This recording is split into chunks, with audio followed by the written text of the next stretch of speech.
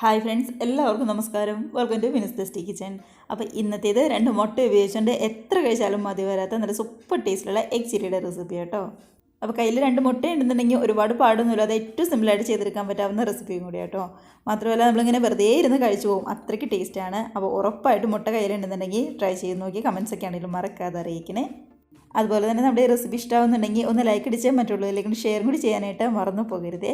ആദ്യമായിട്ട് നമ്മുടെ ചാനൽ ആരെങ്കിലും കാണുന്നവരുണ്ടെങ്കിൽ വീഡിയോ ഒക്കെ കണ്ടു നോക്കി ഇഷ്ടമാകുന്നുണ്ടെങ്കിൽ പ്ലീസ് നമ്മുടെ ചാനലും കൂടി ഒന്ന് സബ്സ്ക്രൈബ് ചെയ്ത് സപ്പോർട്ട് ചെയ്യാം കേട്ടോ. അപ്പോൾ നമുക്ക് ഒട്ടും തന്നെ സമയം കളയാതെ നേരെ വീഡിയോയിലേക്ക് പോയിട്ട് എങ്ങനെ റെസിപ്പി ഉണ്ടാക്കുന്നത് കണ്ടു നോക്കിയാലോ. നമ്മുടെ എഗ് ചില്ലി ഉണ്ടാക്കാനായിട്ട് മെയിനായിട്ട് വേണ്ടത് മുട്ട തന്നെയാണ്. അപ്പോൾ ഞാനിവിടെ ഒരു 3 മുട്ട വേവിച്ചെടുത്ത് വെച്ചിരിക്കുന്നത് കേട്ടോ, നന്നായിട്ട് പുഴുങ്ങിയെടുത്തതാണ്. അപ്പോൾ ഇതിൻ്റെ എണ്ണെന്ന് പറയുന്നത് നമുക്ക് അങ്ങോട്ടോ ഇങ്ങോട്ടോ വ്യത്യാസം വരുത്താം. ഞാനിപ്പോൾ 3 എണ്ണം എടുത്തതേ ഉള്ളൂ, 2 എണ്ണം വേണമെങ്കിൽ ആവാം, അല്ല 4 5 എണ്ണം വേണമെങ്കിലും നമുക്കെടുക്കാം. അതൊക്കെ നമ്മുടെ ഇഷ്ടത്തിനനുസരിച്ച് ചെയ്താവുന്നതേ ഉള്ളൂ. അതിനുശേഷം നമുക്കിത് ചെറുതായിട്ട് ഒന്ന് കട്ട് ചെയ്തെടുക്കണം. ഞാനിപ്പോൾ നമ്മുടെ ഈ മുട്ട ഒരു 4 കഷ്ണമായിട്ടാണ് കട്ട് ചെയ്തെടുക്കുന്നത്. അപ്പോൾ 4 5 എത്ര വേണമെങ്കിലും നമുക്ക് ചെയ്യാവുന്നതേ ഉള്ളൂ. അപ്പോൾ ഒരുപാട് വലിയ മുട്ടയൊക്കെ ആണെന്നുണ്ടെങ്കിൽ ഇതേപോലെ ഒരു തവണയും കൂടി കട്ട് ചെയ്തെടുക്കാം. അപ്പോൾ ഈ ഒരു വലിപ്പത്തിൽ നമ്മുടെ ബാക്കിയുള്ള എല്ലാ മുട്ടകളും ഞാനിവിടെ കട്ട് ചെയ്ത് വെച്ചിട്ടുണ്ട്. കണ്ടോ, ഒട്ടും തന്നെ നമ്മുടെ ആ മഞ്ഞക്കുരു ആണെങ്കിലും പൊട്ടിയൊന്നും പോകാതെ കറക്റ്റായിട്ട് തന്നെ നമുക്ക് കിട്ടിയിട്ടുണ്ട്. ഇനിയിപ്പോൾ നമ്മൾ ഈ കട്ട് ചെയ്ത് വെച്ചിരിക്കുന്ന എല്ലാ മുട്ടയും ഒന്ന് ഫ്രൈ ചെയ്തെടുക്കണം. അപ്പോൾ അതിനായിട്ട് നമുക്ക് ചെറിയൊരു മിക്സ് ഒന്ന് റെഡിയാക്കി എടുക്കാം. അപ്പോൾ അതിനായിട്ട് ഒരു പാത്രം ഞാൻ എടുത്തിട്ടുണ്ട്. ഇതിലേക്ക് ഒരു 3 ടേബിൾ സ്പൂൺ മൈദയാണ് നമ്മൾ ആദ്യം ചേർത്ത് കൊടുക്കുന്നത്.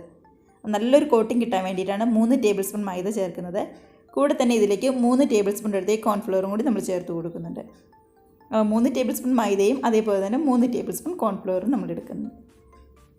കൂടെ തന്നെ നല്ലൊരു കളറിന് വേണ്ടി ഒരേ ഒരു ടീസ്പൂൺ കാശ്മീരി ചില്ലി പൗഡറാണ് ചേർത്ത് കൊടുക്കുന്നത്. എരിവുള്ള മുളക് കൂടി ചേർക്കണ്ട കേട്ടോ, കാശ്മീരി ചില്ലി പൗഡർ മാത്രം ചേർത്താൽ മതി. അതും ഒരു ടീസ്പൂൺ മാത്രം. ഇനി ഇതിലേക്ക് ഒരു 3/4 ടീസ്പൂൺ എടുത്ത് കുരുമുളക് പൊടിയും കൂടി ചേർത്ത് കൊടുക്കുന്നുണ്ട്. അപ്പോൾ നമ്മൾ ആ മുട്ട ഫ്രൈ ചെയ്തൊക്കെ ഇടയ്ക്ക് കടിക്കാൻ നേരത്താണെങ്കിലും നമ്മൾ ആ കുരുമുളകിൻ്റെ ടേസ്റ്റൊക്കെ കിട്ടും. അതിന് വേണ്ടിയിട്ടാണ്. ആവശ്യത്തിന് ഉപ്പും കൂടി ചേർത്ത് കൊടുക്കാം. ഇനി നമ്മൾ ഈ ചേർത്തിരിക്കുന്ന പൊടികളൊക്കെയും നന്നായിട്ടൊന്ന് മിക്സാക്കി ഇതിലേക്ക് കുറച്ച് വെള്ളം ഒഴിച്ച് നമുക്കൊന്ന് മിക്സ് ചെയ്തെടുക്കാം. വെള്ളം ഒഴിച്ച് കൊടുക്കുമ്പോൾ ഒരുപാട് കൂടി പോകരുത് കേട്ടോ, കുറച്ച് നോക്കിയിട്ട് മാത്രം ഒഴിച്ച് കൊടുത്താൽ മതി. എങ്കിൽ മാത്രമേ നമ്മുടെ എടുത്തിരിക്കുന്ന മുട്ട നമ്മുടെ ഈ മിക്സിൽ നല്ല പോലെ ഒന്ന് കോട്ടായിട്ട് വരുള്ളൂ. കണ്ടോ, ഇതിപ്പോൾ കറക്റ്റായിട്ടാണ് കിട്ടിയിരിക്കുന്നത്. നല്ല ലൂസും ഇല്ല, എന്നാൽ ഒരുപാട് തിക്കായിട്ടും അല്ലാതെ കറക്റ്റായിട്ട് തന്നെ നമുക്ക് കിട്ടിയിട്ടുണ്ട്. അപ്പോൾ നമുക്ക് ഓരോ മുട്ട പതുക്കെ ഒന്ന് കോട്ട് ചെയ്ത് നോക്കാം കറക്റ്റായിട്ടാണോ വന്നിരിക്കുന്നതെന്ന് അറിയാനായിട്ട്. കണ്ടോ, ഇപ്പോൾ കറക്റ്റായിട്ട് തന്നെ വന്നിട്ടുണ്ട്. നമ്മുടെ ആ മുട്ടയുടെ മേളിലെ കോട്ടിങ്ങൊക്കെ ആണെങ്കിലും നല്ല രീതിയിൽ ഒന്ന് പിടിച്ച് വന്നിട്ടുണ്ട്. അതുകൊണ്ട് മിക്സ് റെഡിയായി കഴിയുമ്പോൾ ഇനി നമുക്ക് ഫ്രൈ ചെയ്യാനായിട്ട് തുടങ്ങാം. അപ്പോൾ എണ്ണയൊക്കെ ആണെങ്കിൽ നല്ല രീതിയിൽ തന്നെ ഒന്ന് ചൂടായി വന്നപ്പോൾ നമ്മൾ റെഡിയാക്കി വെച്ചിരിക്കുന്ന ഓരോ മുട്ടയും ഇതേപോലെ നമ്മുടെ മിക്സിൽ മുക്കി എണ്ണയിലേക്കിട്ട് ഒന്ന് ഫ്രൈ ചെയ്തെടുക്കുവാണ്. അപ്പോൾ എണ്ണ നന്നായിട്ട് ചൂടായതിന് ശേഷം ഗ്യാസ് ഒരു മീഡിയത്തിൽ വെക്കണം, ഇല്ലാന്നുണ്ടെങ്കിൽ പെട്ടെന്ന് അങ്ങ് കരിഞ്ഞു പോകും കേട്ടോ. അപ്പോൾ ഒരു മീഡിയത്തിലിട്ട് നല്ല രീതിയിൽ തന്നെ 2 വശവും ഒന്ന് റെഡിയാക്കി എടുക്കാം നമുക്ക്.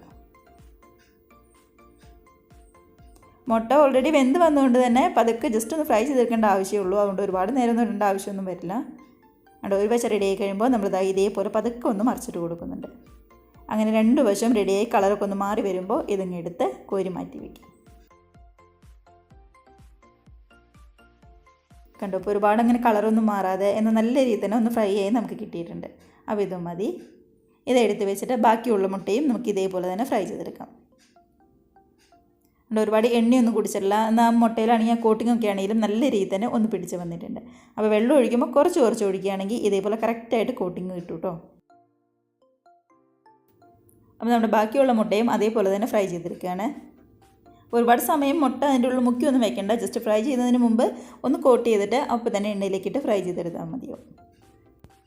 അപ്പോൾ നമ്മുടെ എല്ലാ മുട്ടയും ഇവിടെ ഫ്രൈ ആയി കിട്ടിയിട്ടുണ്ട്. അപ്പം നമുക്ക് ഈ ഫ്രൈ ചെയ്ത് വെച്ചിരിക്കുന്ന മുട്ട ഒരു സൈഡിലേക്ക് അങ്ങ് മാറ്റി വയ്ക്കാം. അങ്ങനെ നമ്മുടെ എഗ് ചില്ലിക്ക് വേണ്ട എഗ്ഗൊക്കെ ഫ്രൈ ആയി വന്നിട്ടുണ്ട്. അപ്പോൾ ഇനി നമുക്ക് ബാക്കിയുള്ള കാര്യങ്ങൾ നോക്കാം.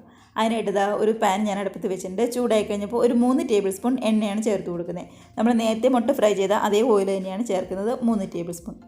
നന്നായിട്ട് ചൂടായി വരുമ്പോൾ ഇതിലേക്ക് ഒരേ ഒരു ടീസ്പൂൺ നമ്മുടെ നന്നായിട്ട് ചോപ്പ് ചെയ്ത വെളുത്തുള്ളിയും അതേപോലെ തന്നെ നന്നായിട്ട് ചോപ്പ് ചെയ്ത ഇഞ്ചിയും കൂടി ചേർത്ത് കൊടുക്കുന്നുണ്ട്. അപ്പോൾ ഈ ഇഞ്ചിയും വെളുത്തുള്ളിയൊന്നും ഒരുപാടൊന്നും ആയി പോകണ്ട, ഇതേപോലെ ചെറുതായിട്ട് ചോപ്പ് ചെയ്ത് ഒരേ ഒരു ടീസ്പൂൺ അത്രയും മതിയാകും. കൂടെ തന്നെ എരിവിന് വേണ്ടി ഒരു 3 പച്ചമുളക് ഇതേപോലെ നീളത്തിൽ കനം കുറച്ച് കീറിയതാണ്, അതും കൂടി ചേർത്ത് കൊടുക്കാം. അങ്ങനെ പച്ചമുളകൊക്കെ നന്നായിട്ടൊന്ന് മാറി ശരിക്കും ഒന്ന് മൂത്ത് വന്നിട്ടുണ്ട്. ഇതിലേക്ക് ഒരു മീഡിയം സൈസുള്ള സവാളയാണ് എടുത്തിരിക്കുന്നത്. ഇതേപോലെ ചെറുതായിട്ട് ക്യൂബ് സൈസായിട്ട് അരിഞ്ഞിരിക്കുന്നതാണ്. നമ്മളിപ്പോൾ സാധാരണ ചില്ലി ചിക്കനും അതേപോലെ തന്നെ ചില്ലി ഗോപിയൊക്കെ റെഡിയാക്കുമ്പോൾ ഇതേപോലെ തന്നെയാണല്ലോ അരിയുന്നത്, അതേപോലെ അരിഞ്ഞാൽ മതി. കൂടി തന്നെ ഒരു ക്യാപ്സിക്കം കൂടി എടുത്തിട്ടുണ്ട്. ഇതിപ്പോൾ ഒരുപാട് വലിയ ക്യാപ്സിക്കം ഒന്നുമല്ല, ഒരു മീഡിയം സൈസുള്ള ക്യാപ്സിക്കമാണ്. അതും ഇതേപോലെ ചെറിയ കഷ്ണങ്ങളായിട്ടാണ് അരിഞ്ഞിരിക്കുന്നത്. ഇനിയിപ്പോൾ അതും കൂടി ചേർത്ത് നല്ല രീതിയിൽ തന്നെ നമുക്ക് ഒന്ന് ചൂട് കയറ്റിയെടുക്കണം.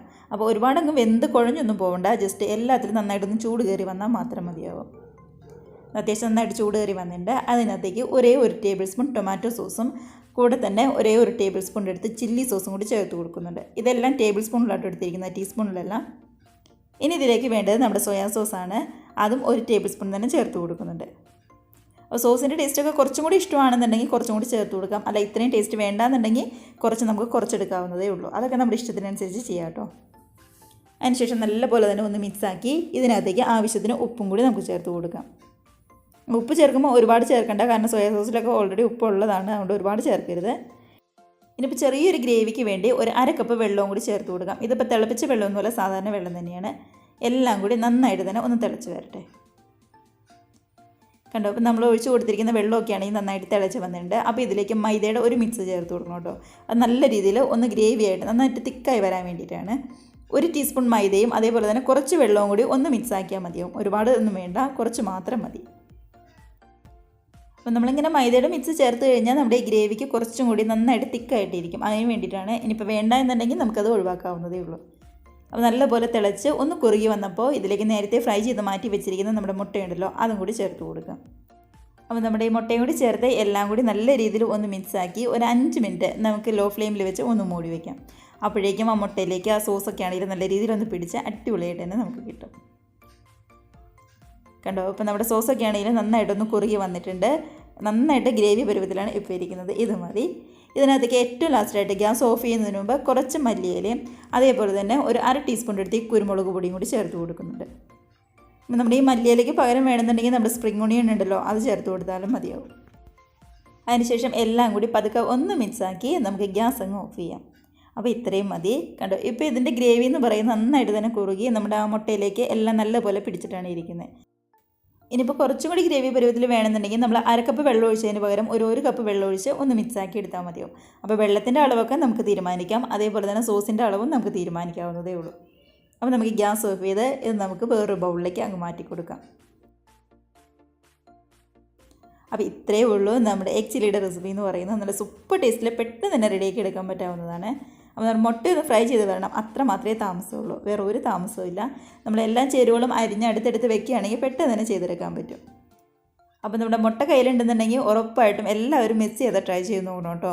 നമ്മൾ സാധാരണ കോളിഫ്ലവറും അതേപോലെ തന്നെ ചിക്കനൊക്കെ വെച്ച് ചെയ്യുന്നതിനേക്കാളും എളുപ്പമാണ് പെട്ടെന്ന് തന്നെ നമ്മുടെ മുട്ടയും കൊണ്ട് ഇതേപോലെ റെസിപ്പി ചെയ്തെടുക്കാനായിട്ട്. കണ്ടോ, എല്ലാം കൂടി നന്നായിട്ട് പിടിച്ച് അടിപൊളി കളറിലാണ് ഇപ്പോൾ നമുക്ക് കിട്ടിയിരിക്കുന്നത്. ഇവിടെ കാണുമ്പോൾ തന്നെ ഒന്ന് കഴിക്കാൻ തോന്നും, അത്രയ്ക്ക് ടേസ്റ്റിയുള്ള റെസിപ്പിയും കൂടിയാണ്.